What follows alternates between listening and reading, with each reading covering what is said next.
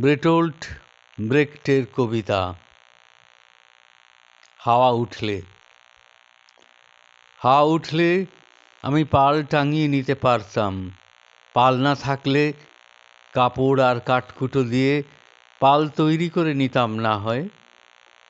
কিন্তু হাওয়া তো উঠছেই না।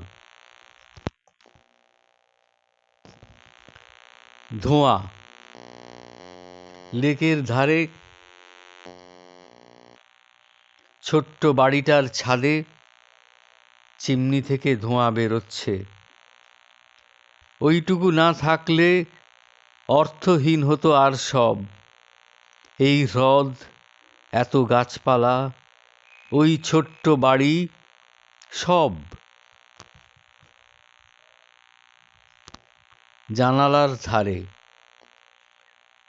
জানালার ধারে সিটটা পেয়েছি, সব কিছু দেখছি, বাইরেটা ভেতরটা। বাইরে দৃশ্য পাল্টাচ্ছে, ভেতরে ড্রাইভার স্টিয়ারিং ঘোরাচ্ছে। দেখছি সব।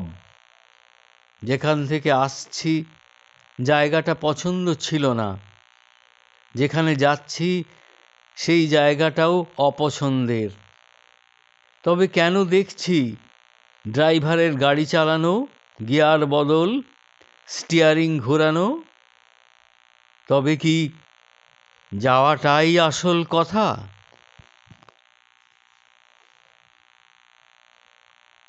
শেখো হে মানুষ যে আশ্রমে আছো, শেখো যে মানুষ জেলখানায় আছো, শেখো ঘরের বউ যে রান্নাঘরে আছো, শেখো বয়স যার 60, বিদ্যালয় খুঁজে যারা ঘর ছাড়া, তীক্ষ্ণ করো উপহাস যারা ভয়ে ভীত, ক্ষুধার্ত মানুষ হাতে নাও বই, এটাই হাতিয়ার তোমার। নেতৃত্ব দিতে হবে তোমাকেই।